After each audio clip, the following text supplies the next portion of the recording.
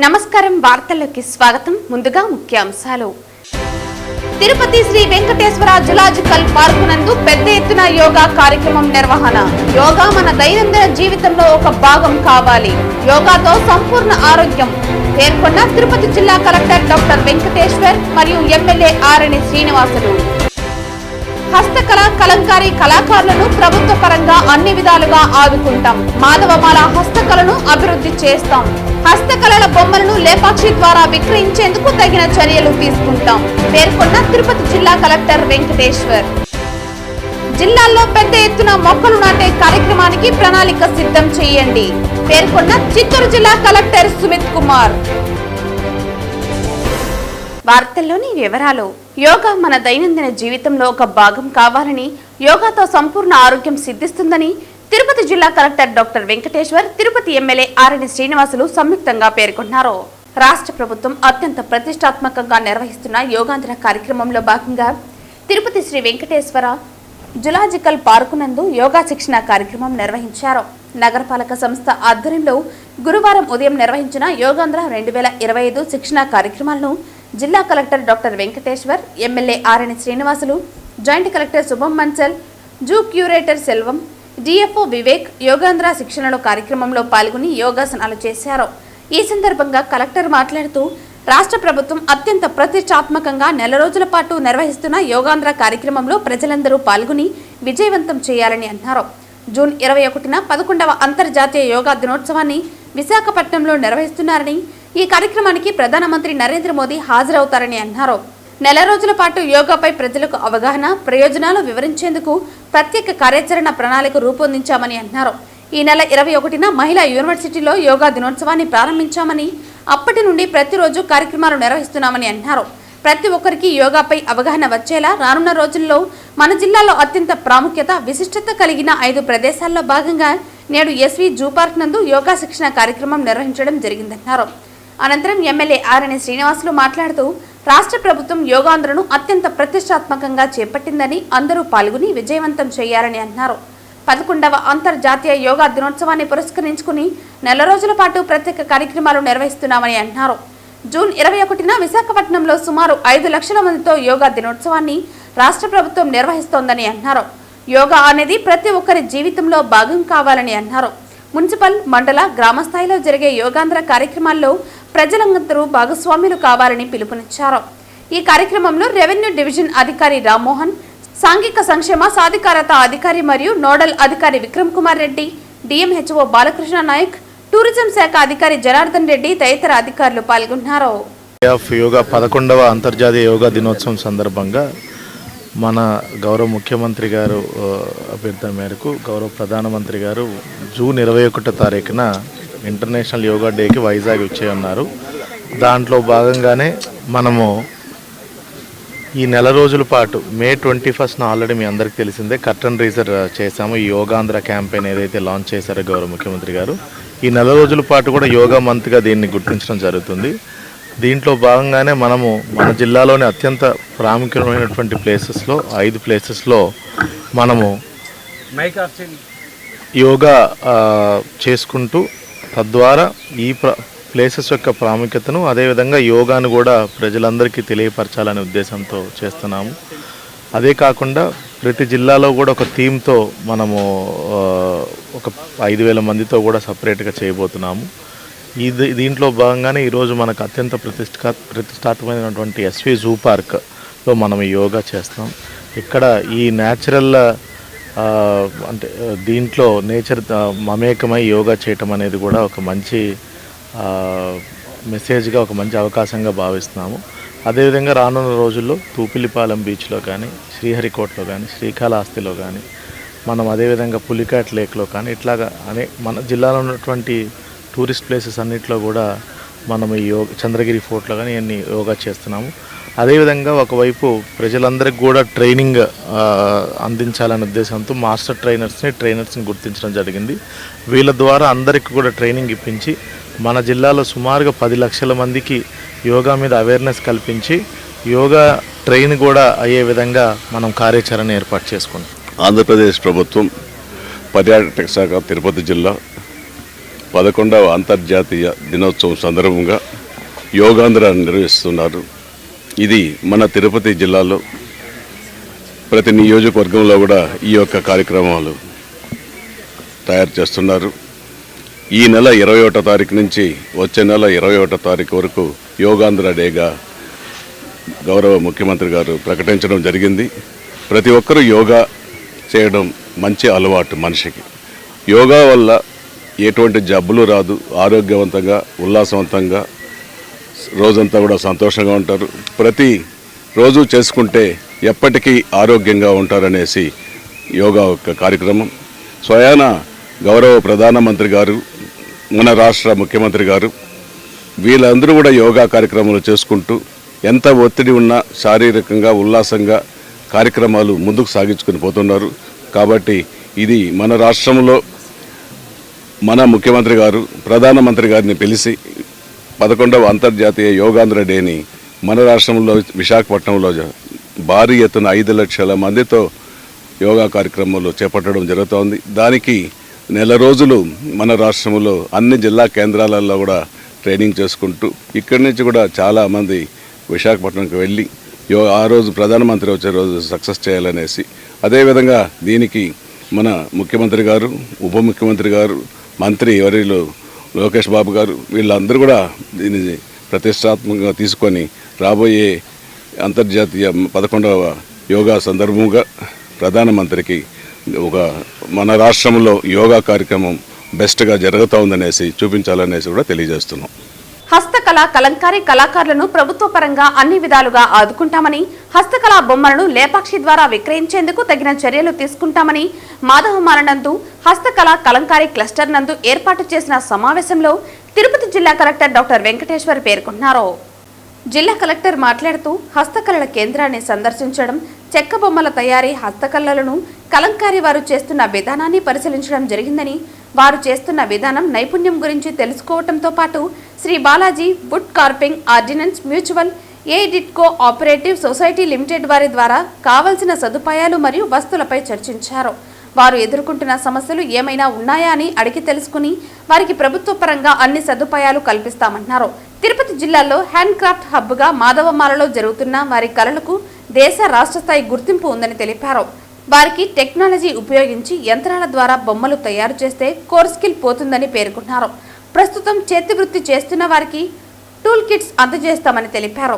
వారి గుర్తింపునకు తగిన గుర్తింపు కార్డులు మంజూరు చేసేందుకు చర్యలు తీసుకుంటామన్నారు. లేపాక్షి వారితో మాట్లాడి ధరలు పెంచేందుకు చర్యలు తీసుకుంటామన్నారు. బ్యాంకు అధికారులతో సమావేశం ఏర్పాటు చేసి వారికి రుణ సదుపాయాన్ని ఏర్పాటు చేస్తామని అన్నారు. కేంద్ర ప్రభుత్వ పథకాలతో రాయితీ రుణాలను అనుసంధానిస్తామని అన్నారు. కొయ్య బొమ్మల తయారీదారులకు రా మెటీరియల్ నిల్వ చేసుకునేందుకు డిపో ఏర్పాటును పరిశీలిస్తామన్నారు.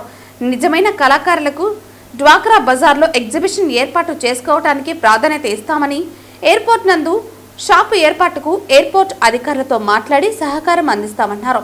తిరుమలలో షాపుల ఏర్పాటుకు టీటీడీ కళ్యాణ మండపాలలో నామినల్ రేటుకి ఎగ్జిబిషన్ ఏర్పాటు చేయడానికి తిరుమల తిరుపతి దేవస్థానం ఈవోతో మాట్లాడి సహకారం అందిస్తామన్నారు.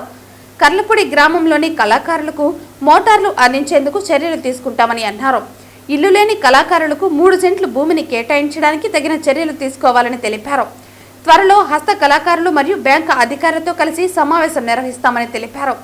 ఈ కార్యక్రమంలో Srikalahasti RDO Bhanuprakash Reddy, DRDA PD Shobhan Babu, DRDA ADP Prabhavati, జిల్లా జీవనోపాధుల అధికారి ధనంజయ రెడ్డి, తహసీల్దార్ భార్గవి తదితర అధికారులు పాల్గొన్నారు.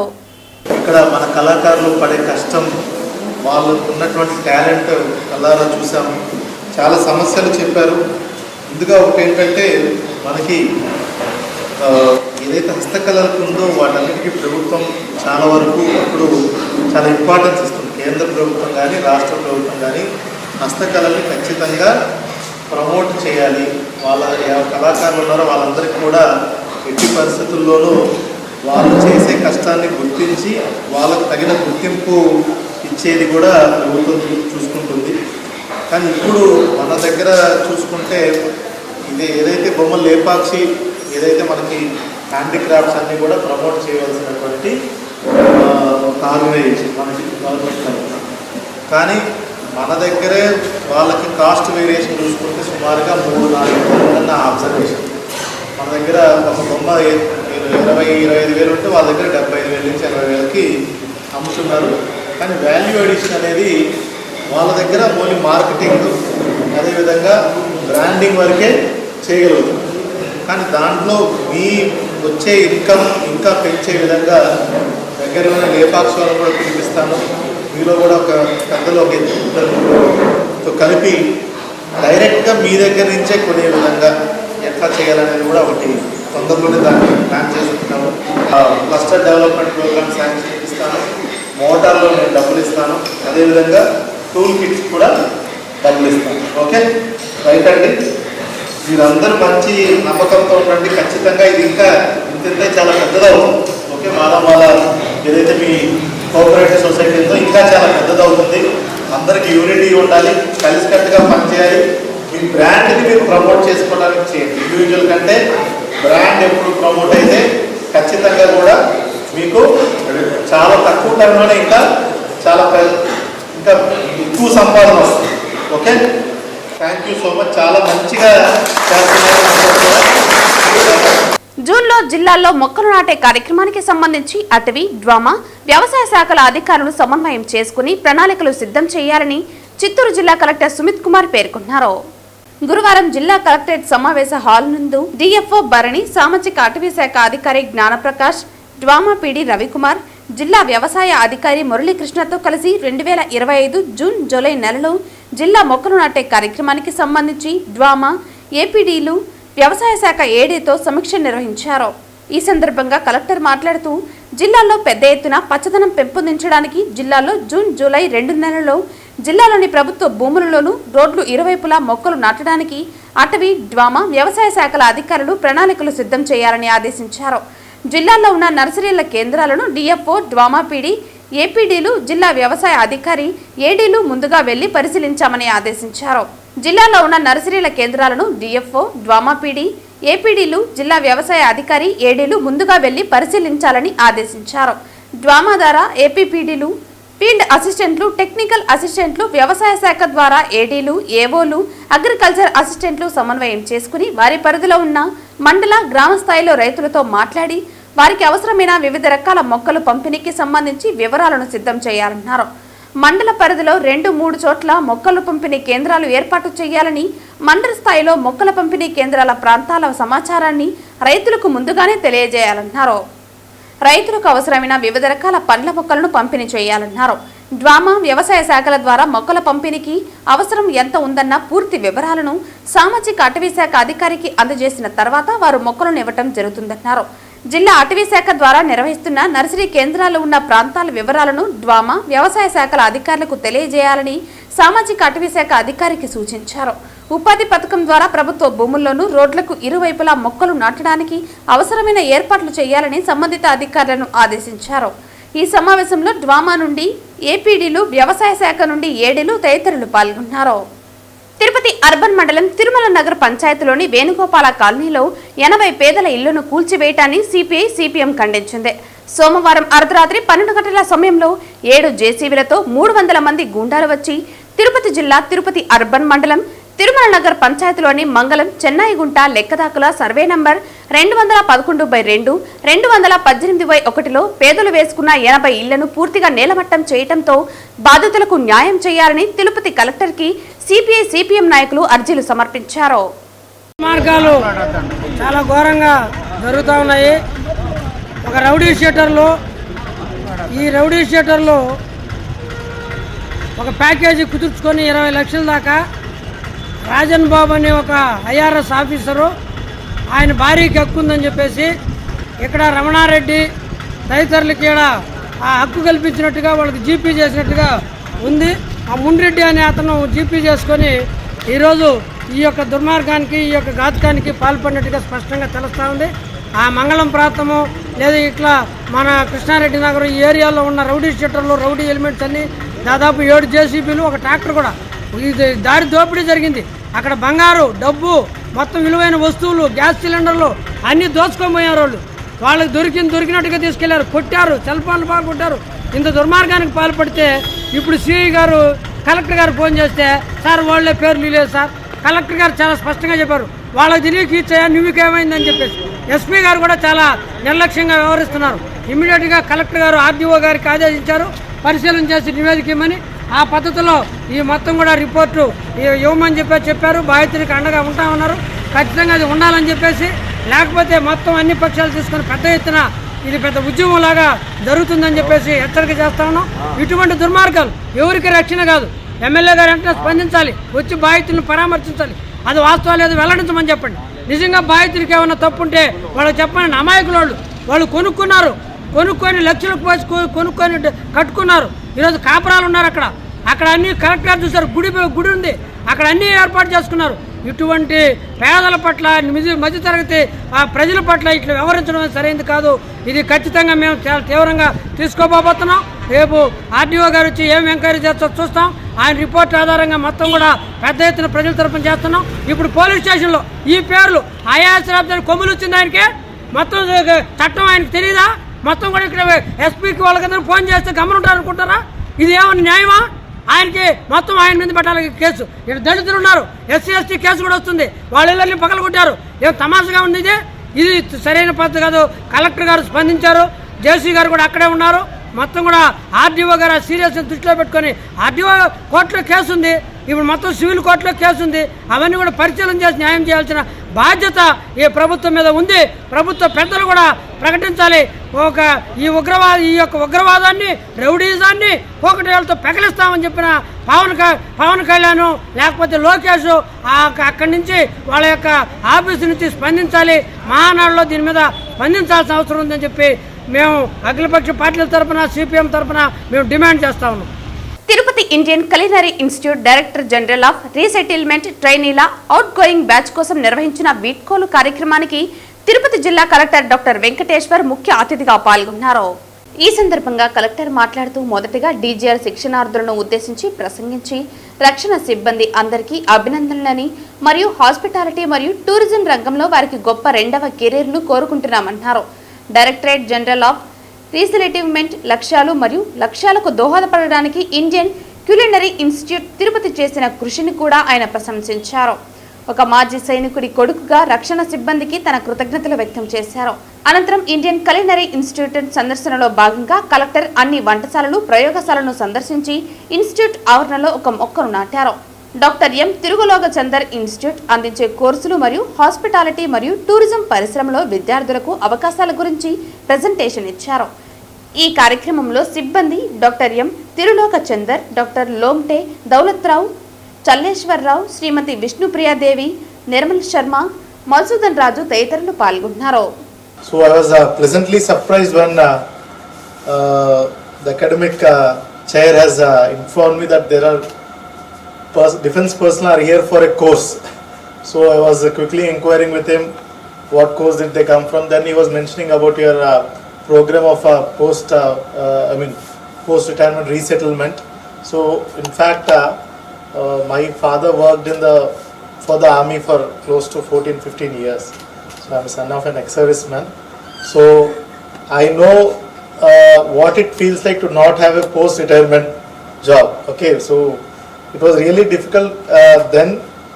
So I am really happy to see that different career options are being made available to defense personnel, apart from traditional few which we regularly see, which I come across in the district.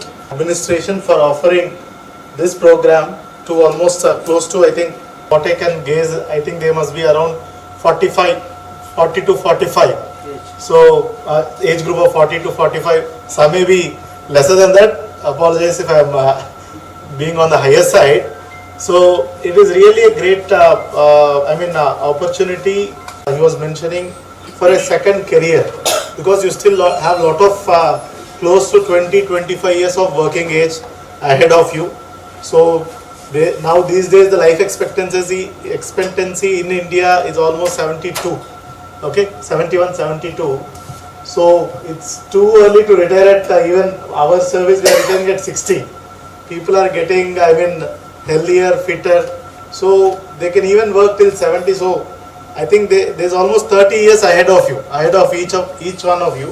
So I wish each one of you takes up a very good post-retirement career which will be truly beneficial to you, to the country at large, to you and to your family and to the country at large. Tirupati నుంచి కడప మహానాడు బహిరంగ సభకు తరలి వెళ్తున్న party శ్రేణులను TDP Tirupati parliament అధ్యక్షుడు నరసింహ యాదవ్ జెండా ఊపి ప్రారంభించారు. అనంతరం ఆయన మీడియాతో మాట్లాడారు. కూడా భారీ ఎత్తున కూడా క్లస్టర్లు అదేవిధంగా నియోజకవర్గ ఇన్ఛార్జ్ అందరూ కూడా భారీ ఎత్తున ఇక్కడి నుంచి తరలి వెళ్తూ ఉన్నాం. అందులో భాగంగా ఇప్పుడు RC Munikrishna deputy mayor cluster నుంచి మహేష్ యాదవ్ వీళ్ళందరూ కూడా ఇక్కడి నుంచి 3 బస్సులు స్టార్ట్ చేయడం జరిగింది. ఈ కార్యక్రమంలో ఓకా విజయ్ కుమార్ గారు, మిగతా పులుగోరు మురళీకృష్ణారెడ్డి గారు, మిగతా పార్టీ నాయకులందరూ కూడా శ్రీధరు, ఆర్పి శ్రీనివాసు, రూపేష్, రవితేజ, సుబ్బు అందరూ కూడా మిగతా పార్టీ స్థానిక నేతలందరి ఆధ్వర్యంలో ఇక్కడ భారీ ఎత్తున కూడా తరలి వెళ్తూ ఉన్నాం. ఇది ముఖ్యంగా కూడా తిరుపతి నుంచి ఏ కార్యక్రమం చేసినా తెలుగుదేశం పార్టీ అన్న నందమూరి తారక రామారావు గారు తిరుపతి నుంచి చేయడం ఆనవాయితీగా మనం చూస్తాను. అదే మందాలో ఈరోజు నిన్న మొన్న 2 రోజులు జరిగిన మహానాడు తీర్మానాలు చూస్తే రాజకీయంగానే కాకుండా ఈ రాష్ట్ర ఉజ్వల భవిష్యత్తు కోసం ఆ 2 రోజుల తీర్మానాలు కూడా నారా లోకేష్ గారు పెట్టిన 6 శాసనాలు కానీ ఇవన్నీ చూసిన మీదట ఈరోజు బహిరంగ సభలో కూడా రాయలసీమకు సంబంధించిన కూడా అనేక ప్రకటన రూపంలో కూడా ఈరోజు చంద్రబాబు నాయుడు గారు చేసే పరిస్థితి కాబట్టి ప్రజలందరూ కూడా తరలి రావాలని కోరుకుంటాను. అదేవిధంగా తిరుపతి నుంచి భారీ ఎత్తున తిరుపతి పార్లమెంటు పరిధిలోని 7 నియోజకవర్గాల నుంచి కూడా ఎమ్మెల్యేల ఆధ్వర్యంలో భారీ ఎత్తున కూడా ఈ కార్యక్రమాన్ని బహిరంగ సభను విజయవంతం చేయడానికి అందరూ కూడా కడపకి తరలిపోతున్నాం. జై తెలుగుదేశం, జై చంద్రబాబు నాయుడు, ఎన్టీఆర్ అమర్ రహే. వార్తలు ముగించే ముందు ముఖ్యాంశాలు మరోసారి. తిరుపతి శ్రీ వెంకటేశ్వర జులాజికల్ పార్కు నందు పెద్ద ఎత్తున యోగా కార్యక్రమం నిర్వహణ. యోగా మన దైనందిన జీవితంలో ఒక భాగం కావాలి. యోగాతో సంపూర్ణ ఆరోగ్యం పేర్కొన్న తిరుపతి జిల్లా కలెక్టర్ డాక్టర్ వెంకటేశ్వర్ మరియు ఎమ్మెల్యే ఆరణి శ్రీనివాసులు. హస్తకళ కలంకారీ కళాకారులను ప్రభుత్వ పరంగా అన్ని విధాలుగా ఆదుకుంటాం. మాధవమాల హస్తకళను అభివృద్ధి చేస్తాం. హస్తకళల బొమ్మలను లేపాక్షి ద్వారా విక్రయించేందుకు తగిన చర్యలు తీసుకుంటాం పేర్కొన్న తిరుపతి జిల్లా కలెక్టర్ వెంకటేశ్వర్. జిల్లాల్లో పెద్ద ఎత్తున మొక్కలు నాటే కార్యక్రమానికి ప్రణాళిక సిద్ధం చేయండి పేర్కొన్న చిత్తూరు జిల్లా కలెక్టర్ సుమిత్ కుమార్. ఈ వార్తలు ఇంతటితో సమాప్తం. తిరిగి వార్తల్లో మళ్ళీ కలుద్దాం. అంతవరకు సెలవు. నమస్కారం.